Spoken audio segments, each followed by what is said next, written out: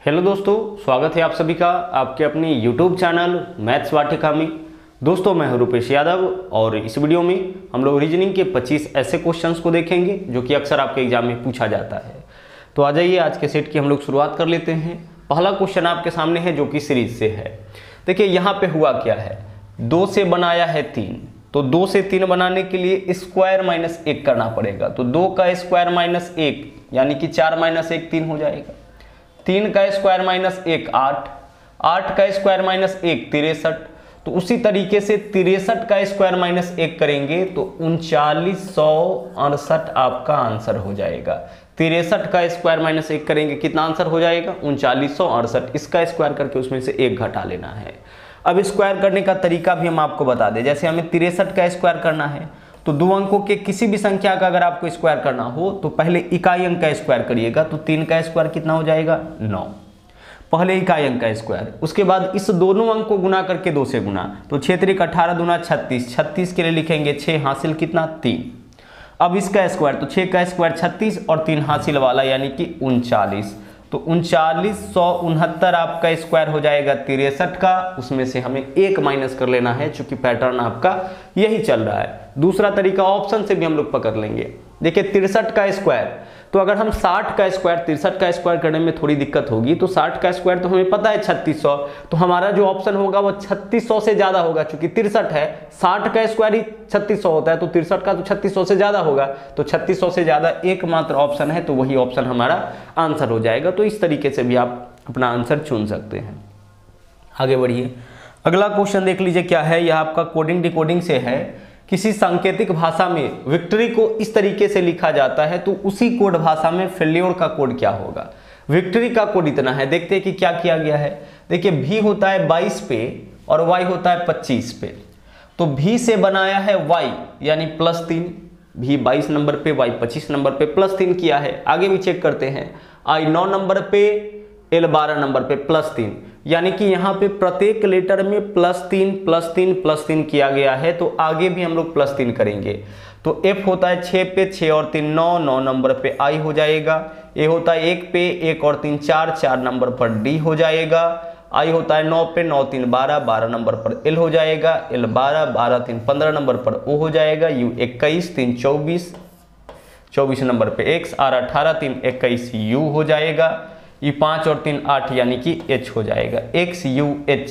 ठीक है, IDLO x u h यानी कि ऑप्शन डी हमारा आंसर हो जाएगा।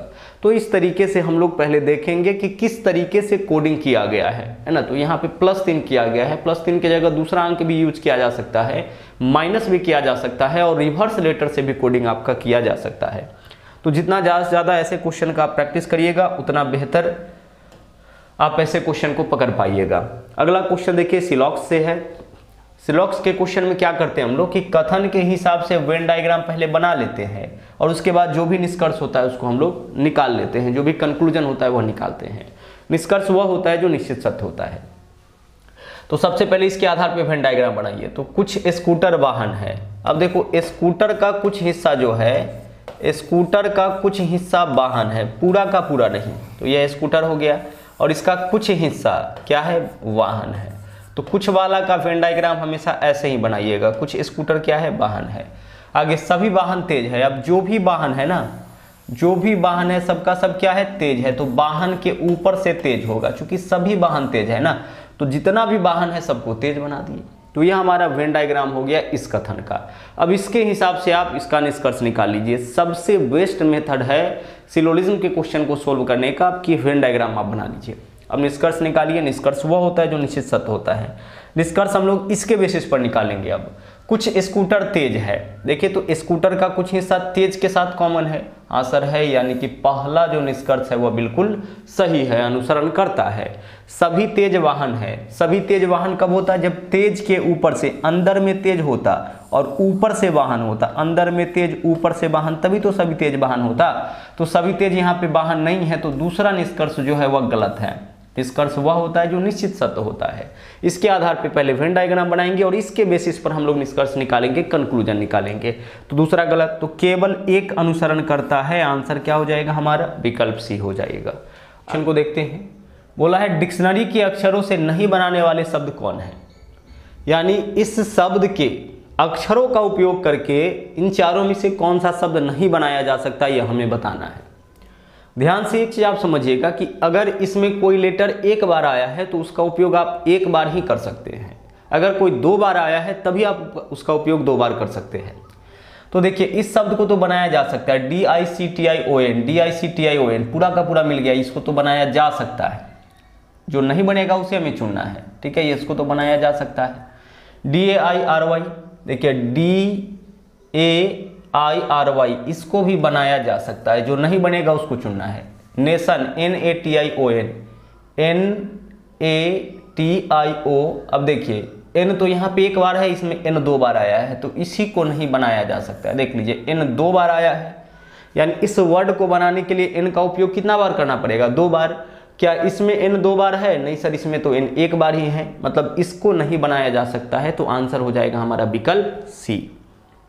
आगे बढ़िए, अगला क्वेश्चन देखिए कैलेंडर से है।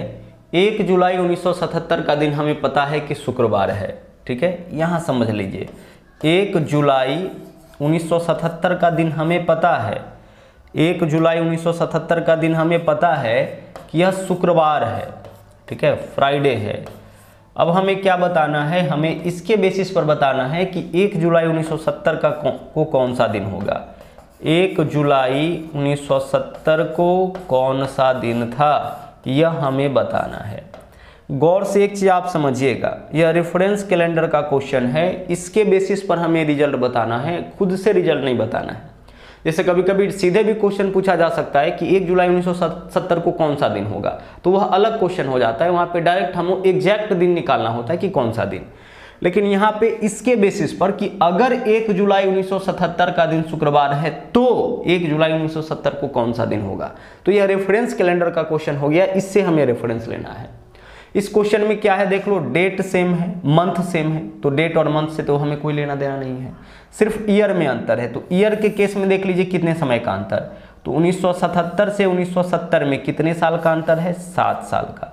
तो 7 विषम दिन तो यह हो गया, क्योंकि एक साल में ना एक विषम दिन होता है, एक साल में एक दिन का अंतर होता है। एक साल में 365 दिन, 365 में 7 से भाग करिएगा, एक दिन एक्स्ट्रा मिलेगा, तो एक साल में एक दिन विषम होता है। लेकिन अगर लीप ईयर होगा तो 2 दिन एक्स्ट्रा होगा। तो अब हमें एक चीज चेक करना पड़ेगा कि 70 से 77 के बीच में कितने लीप ईयर होंगे, तो 70 तो नहीं है, 70 से 77 की ओर चलते हैं, 70 तो नहीं है, 71 भी नहीं है, 72 लीप ईयर है। जो 4 से कटेगा वही लीप ईयर होगा ना, तो 72 लीप ईयर होगा। 72 के बाद अगला कौन होगा, 76, उसके बाद 80, तो इसके बीच में 2 ही आया ना, 72 और 76, यानी कितने लीप वर्ष आ गए हैं, 2। तो इसको ऐड कर लीजिए, ध्यान से समझिए। पहले ईयर का अंतर कितना का, 7 साल का। उसके बाद क्या करना है, इसमें जितने भी लीप वर्ष इसके बीच में आएंगे उसको इसमें ऐड कर लेना है, विषम दिन आपका निकल जाएगा। तो 7 और 2 कितना आ गया, 9। और जब भी वैल्यू 7 से बड़ा है तो उसमें भाग करिएगा 7 से, तो जब इसमें 7 से भाग करिएगा तो शेष क्या बचेगा, 2 बचेगा। यानी कि फाइनल जो हमारा विषम दिन आया है वो कितना आया है, 2 आया है। अब देखिए, अब हमें सोचना है कि कैलेंडर में हमें आगे जाना है कि पीछे। तो 77 का दिन पता है, 70 का निकालना है, यानी कैलेंडर में पीछे जाना है। तो जो विषम दिन आप निकाले हैं ना उसको माइनस कर लीजिए, तो शुक्रवार -2 क्या हो जाएगा आंसर हमारा आंसर हो जाएगा बुधवार।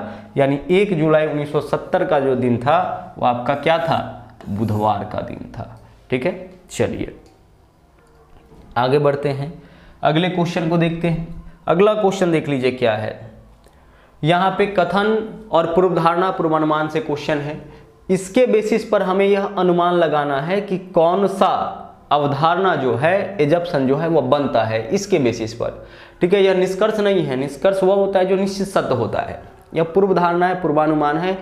हमें यह देखना है कि इसके बेसिस पर कौन सा एजप्शन बनता है। देखिए क्या बोल, कथन, हिंसा किसी भी समस्या का समाधान नहीं है। हिंसा किसी भी समस्या का समाधान नहीं है। अब इससे क्या एजप्शन बनता है कि अक्सर एक ट्रिगर पर प्रतिक्रिया करना समस्या को और बढ़ाता है। बिल्कुल सही बात है, इसके बेसिस पर। ठीक है, अक्सर एक ट्रिगर पर, मतलब कि कोई कुछ बोला और आप तुरंत रिएक्शन किए, तुरंत एक्शन में आ गए, उसको एक ट्रिगर पर प्रतिक्रिया बोलते हैं। तो यह समस्या को और बढ़ाता है। बिल्कुल सही बात है, इसके बेसिस पर। असहनीयता असहनीयता हमेशा टकराहट उत्पन्न करती है, मतलब आप किसी चीज को सहन नहीं करते हैं तो वो हमेशा क्या करता है, टकराहट उत्पन्न करता है। मतलब 1 और 2 दोनों अंतर्निहित है, तो आंसर क्या हो जाएगा, विकल्प डी आंसर हो जाएगा। चलिए अगला क्वेश्चन देखिए, निम्न आकृति के लिए सही दर्पण छवि का चयन करें। इसका दर्पण प्रतिबिंब हमें बताना है। तो दर्पण क्या करता है ना कि राइट को लेफ्ट में कन्वर्ट करता है और लेफ्ट को राइट में करता है। जो ऊपर होगा वह ऊपर ही रहेगा, जो नीचे है वह नीचे ही रहेगा, बस राइट से कहाँ जाएगा, लेफ्ट में। तो इसको गौर से देखिए, यह लाइन ऊपर की ओर है, ठीक है, तो ऊपर की ओर ही रहेगा, बस राइट में है तो इसको क्या करेगा, इसको लेफ्ट में कर देगा कन्वर्ट। ध्यान रहे, यह जो लाइन आप देख रहे हैं ऊपर की ओर, तो यह ऊपर की ओर ही रहेगा, बस राइट से कहाँ जाएगा, लेफ्ट में। यह लाइन आपका नीचे की ओर है तो नीचे की ओर ही रहेगा, बस राइट से कहाँ जाएगा, आपका लेफ्ट में आ जाएगा। तो जो ऐसा आकृति होगा वही आंसर होगा। ऐसा आकृति विकल्प डी में है, यानी विकल्प डी जो है वह हमारा सही आंसर हो जाएगा, इसका दर्पण प्रतिबिंब हो जाएगा। आगे देखिए, हमें चुनना है इसमें कुल कितने त्रिभुज हैं। तो पहले जितने छोटे छोटे त्रिभुज है उसको काउंट करेंगे।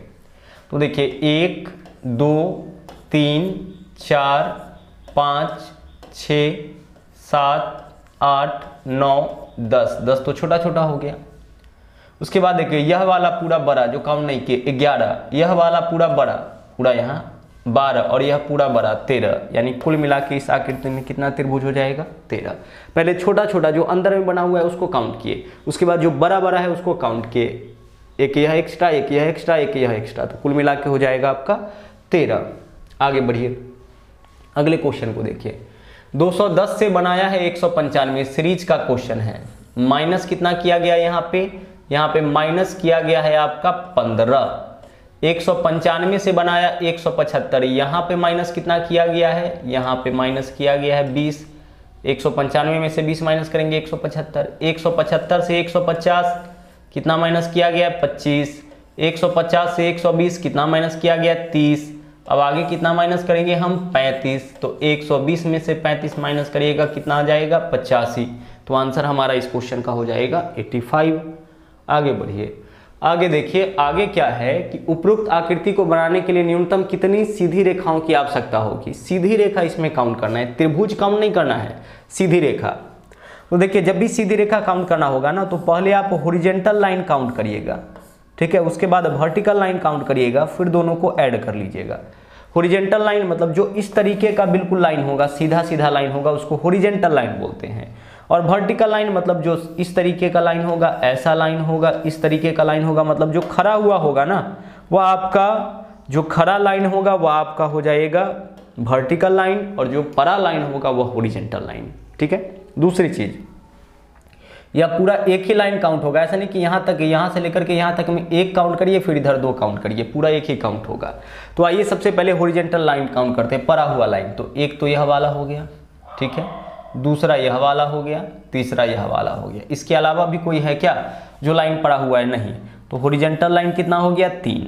अब वर्टिकल लाइन काउंट करिए, वर्टिकल लाइन, चलिए एक तो यह वाला हो गया, दूसरा यह वाला हो गया, ठीक है। आगे चलिए, तीसरा यह वाला हो गया, चौथा यह वाला लाइन हो गया, पांचवा यह वाला लाइन, और छठा यह वाला लाइन। यह भी तो वर्टिकल लाइन है ना।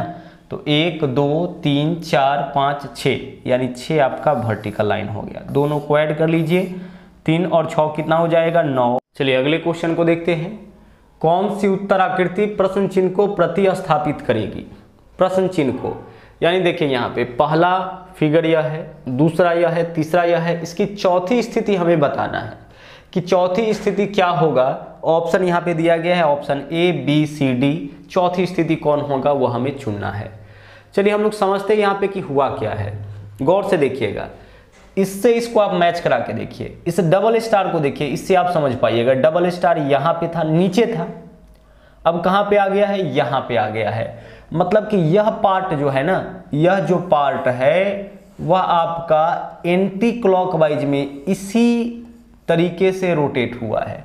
यहाँ से सीधे घूम के यहाँ तक आ गया, देख लीजिए, यहाँ से घूम कर क्या हुआ, यहाँ तक आ गया है। पुनः आगे चलिए, आगे यह एंटी क्लॉकवाइज में रोटेट करिए, यहाँ पे आ जाएगा, देख लीजिए। यह पार्ट जब एंटी क्लॉकवाइज में रोटेट करेंगे यहाँ आ जाएगा। ठीक उसी तरीके से अब इसको अगर हम एंटी क्लॉकवाइज में रोटेट करेंगे तो यह पार्ट यहाँ पे आ जाना चाहिए था, यानी डबल स्टार इस पार्ट में रहेगा। तो इस पार्ट में डबल स्टार विकल्प ए में नहीं है, विकल्प सी में नहीं है, तो यह दोनों नहीं होगा। विकल्प बी और डी हमारा आंसर हो सकता है। ठीक है, दूसरी चीज एंटी क्लॉकवाइज में देखिएगा, डबल स्टार के बाद एरो है, डबल स्टार के बाद एरो है, डबल स्टार के बाद एरो है, तो डबल स्टार के बाद यहाँ एरो नहीं है, तो विकल्प बी हमारा आंसर नहीं होगा। एंटी क्लॉकवाइज में देखिए डबल स्टार के बाद एरो, तो यहाँ देखिए डबल स्टार के बाद एरो नहीं है, यहाँ देखिए डबल स्टार के बाद एरो है, तो हमारा आंसर क्या हो जाएगा? विकल्प डी हो जाएगा। ओके, चलिए अगले क्वेश्चन को देखते हैं। निम्नलिखित आकृति को 270 डिग्री घड़ी के सुई के दिशा में, 270 डिग्री घड़ी के सुई के दिशा में यानी कि क्लॉकवाइज घुमाया जाए तो क्या बनेगा? इस आकृति को हमें घुमाना है कितना डिग्री? 270 डिग्री। तो सबसे पहले देखिए यहाँ पे अगर हम पूरा यहाँ से यहाँ ले आए तो 180 डिग्री और यहाँ पे ले आएंगे तो 270 डिग्री यह घूम जाएगा। 270 डिग्री मतलब कि यह पार्ट यहाँ आ जाएगा। तो यह पार्ट यहाँ किस में है? आकृति सी में। और आकृति सी को कौन सा ऑप्शन रिप्रेजेंट कर रहा है? विकल्प ए रिप्रेजेंट कर रहा है। देखो यहाँ से यहाँ आएगा पूरा 180 डिग्री, चूंकि 180 डिग्री जो है वो अपोजिट बना देता है, तो यहाँ से यहाँ आ जाएगा और फिर 90 डिग्री हमें बढ़ना है, तो यहाँ पे यह पॉइंट आपका यहाँ पे आ जाएगा। तो आंसर आकृति सी, और आकृति सी के लिए विकल्प ए है, तो विकल्प ए हमारा आंसर हो जाएगा। आगे बढ़िए, अगला क्वेश्चन देखिए क्या है। 3 दिसंबर 2010 को रविवार था। 3 दिसंबर 2010 का दिन पता है कि रविवार था, तो 3 जनवरी 2011 को कौन सा दिन होगा? गौर से अगर आप इसको देखिएगा तो पता चलेगा कि पूरे साल का यहाँ मामला नहीं है। दिसंबर 2010 के दिसंबर में तो हम लोग है ही, और उसके बाद जनवरी में जाना है, 2011 के जनवरी में जाना है, मतलब महीना 2 महीना का चक्कर है, पूरे साल का अंतर नहीं है। सिर्फ देखने के लिए साल आपका चेंज हो रहा है कि 10 से 11, लेकिन साल भर का अंतर है नहीं इसमें। साल भर का अंतर क्यों नहीं है? क्योंकि दिसंबर खत्म है 2010 का, 2010 के दिसंबर में है, अब आगे बढ़ेंगे तो सीधे हम लोग जनवरी में आ जाएंगे। तो दिनों में देख लीजिए कि कितने दिन का अंतर है। तो आप देखिए कि दिसंबर में कितना दिन बचा हुआ है, तो 3 दिसंबर तो हो चुका है, दिसंबर में कुल मिला के 31 दिन होता है, तो दिसंबर में अब 28 दिन बचा हुआ है। तो दिसंबर 2010 का खत्म, अब हम लोग आ गए 2011 में, और 2011 में हमें कहाँ तक आना है? 3 जनवरी तक आना है, तो +3 कर लीजिए बस। 28 और 3 31, 31 का मतलब कैलेंडर में क्या होता है? तो 7 से भाग कर लीजिए, 7 चौके 28, 3 होता है। जब भी वैल्यू 7 या 7 से बड़ा आए तो उसमें हम कितना से भाग करते हैं? 7 से। जो शेष आता है वही विषम दिन हो जाता है। तो विषम दिन हमारा कितना हो गया? 3। तो बस हम लोग क्या करेंगे, इसमें 3 ऐड करेंगे, चूंकि कैलेंडर में आगे जा रहे हैं। रविवार +3, सोमवार, मंगलवार, बुधवार, हमारा आंसर क्या होगा इस क्वेश्चन का? रविवार +3 यानी कि बुधवार। आगे बढ़िए, अगला क्वेश्चन देख लीजिए क्या है। 165 से बनाया है 195। देखिए यहाँ पे क्या है? +30 किया गया है। 195 से यहाँ पे किया गया आपका 255, 60 ऐड किया है। 255 से 285 फिर 30 ऐड किया है। फिर 285 से 345 फिर 60 ऐड किया है। तो देख सकते हैं पैटर्न पकड़ में आ गया होगा। पहले +30 फिर +60 फिर +30 फिर +60, तो आगे फिर से +30 करेंगे। 345 + 30 यानी कि 375 हमारा आंसर हो जाएगा। +30 करेंगे। आगे बढ़िए, इस क्वेश्चन को देखिए। अल्फाबेटिकल सीरीज का यह क्वेश्चन है, ध्यान से देखिएगा। Z के बाद क्या है आपका? A है। Z के बाद A, तो Z का उल्टा A होता है, और A + B और फिर B का उल्टा Y। पैटर्न समझ में आ रहा है? पहले इसका उल्टा, फिर उसके बाद +1, फिर इसका उल्टा। आगे बढ़िए, फिर आगे x है। x का देख लीजिए उल्टा, फिर +1, फिर उल्टा। पैटर्न पकड़ में आ रहा है? पहले उल्टा, फिर +1, फिर उल्टा। उसी तरह से v का उल्टा e, फिर +1 और फिर इसका उल्टा क्या हो जाएगा? u। तो FU हमारा आंसर हो जाएगा। फिर से समझिए क्या है। Z का उल्टा A, +1 B, B का उल्टा Y। फिर आगे चलिए, x का उल्टा C, फिर +1, फिर इसका उल्टा। उसी तरह से v का उल्टा E, फिर +1 और फिर इसका उल्टा, तो f का उल्टा u हो जाएगा। यही हमारा आंसर हो जाएगा। चलिए, तो इस वीडियो में इतना ही। वापस मुलाकात होगी अगले वीडियो में फिर से एक नए सेट के साथ, नए कॉन्सेप्ट के साथ। Thank you. जय हिंद।